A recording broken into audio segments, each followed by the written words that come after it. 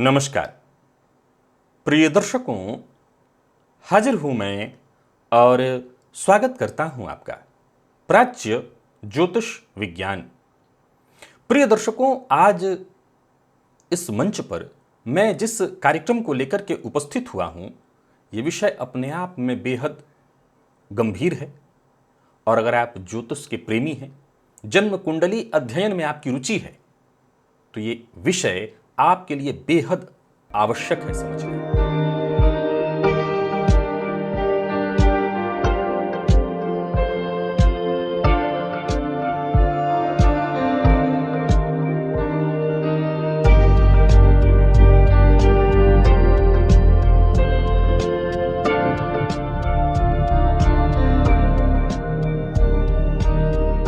प्रारंभ में ही बता दूं कि इस चैनल पर जब भी मैं कोई कार्यक्रम लेकर के मैं उपस्थित होता हूं, तो इसी उद्देश्य से उपस्थित होता हूं। मैं जानता हूं कि ये जो मेरे दर्शक इस चैनल के हैं, वो सब कहीं ना कहीं ज्योतिष के जानकार हैं और इनके लिए ज्योतिष की बातें, जो गहरी बातें हैं, वो समझना इनके लिए आनंददायी और बेहद सहज और सरल ढंग से समझ सकते हैं आप।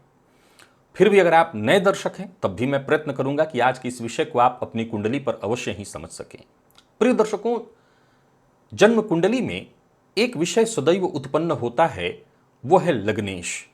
जब भी हम किसी जन्म कुंडली का अध्ययन कर रहे हों, चाहे वो किसी और की कुंडली हो, खुद की कुंडली हो, आप ज्योतिष के बहुत सारे कार्यक्रम देखे हैं, जानते हैं, जिसमें सदैव आपको एक ही बात कहा जाता है, वो ये है कि जन्म कुंडली में लग्नेश का बली होना अत्यंत आवश्यक है। क्योंकि लग्नेश कमजोर, तो इसका मतलब जन्म कुंडली कमजोर मानी जाएगी। लग्नेश कमजोर तो फिर उस जन्म कुंडली में बाकी के राजयोग काम नहीं कर सकेंगे। ये बात आपने पूर्व में भी कई बार मुझसे भी सुनी है और भी बहुत से ज्योतिषियों से सुना है। भाई, मूल सिद्धांत ही यही है।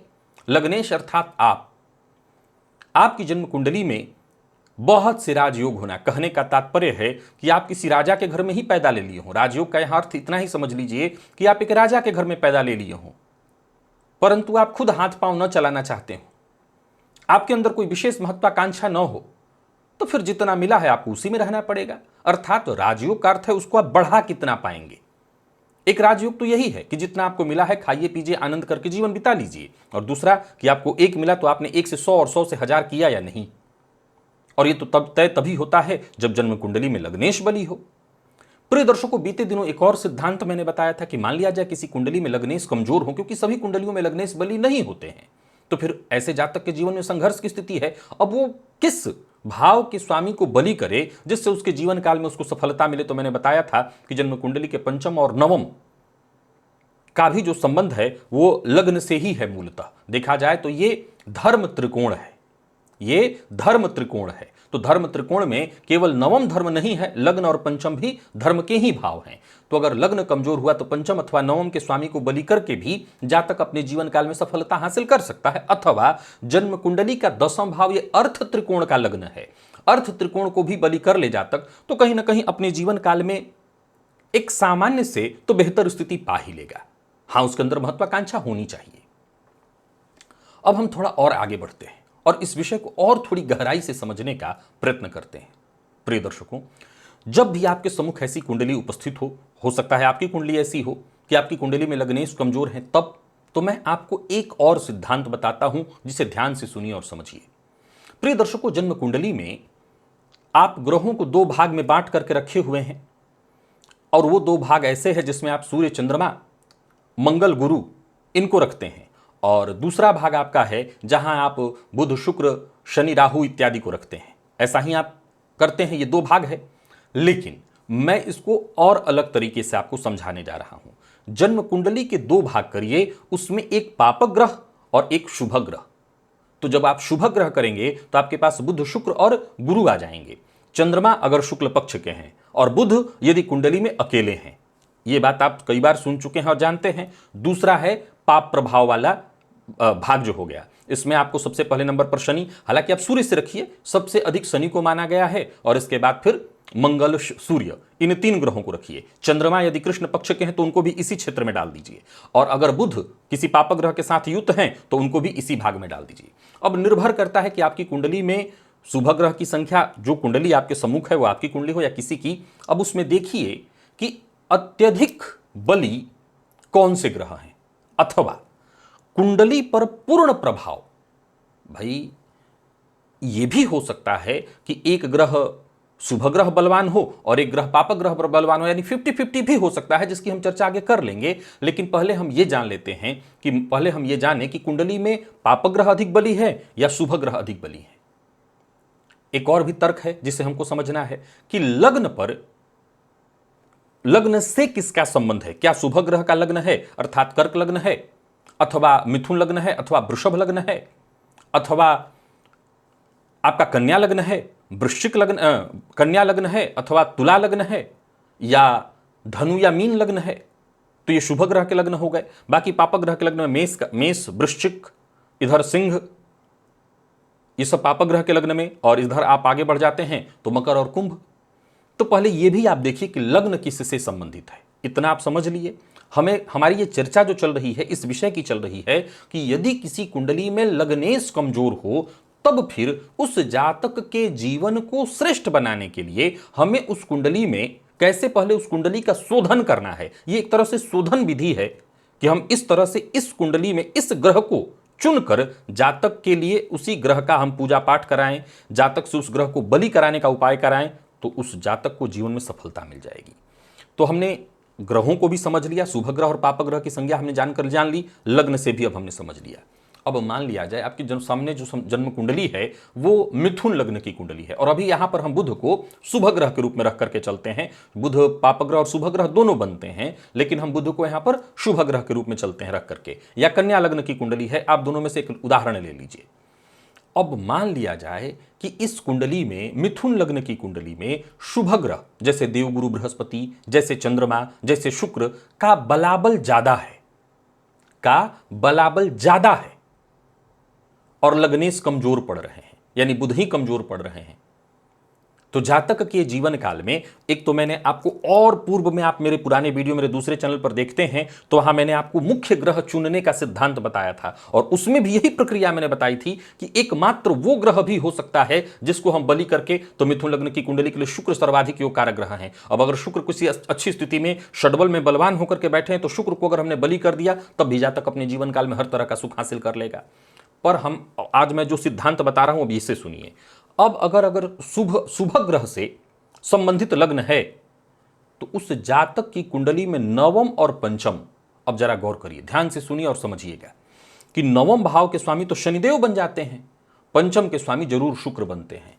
तो मेरा सिद्धांत क्या कहता है, अब इसे ध्यान से सुनिए।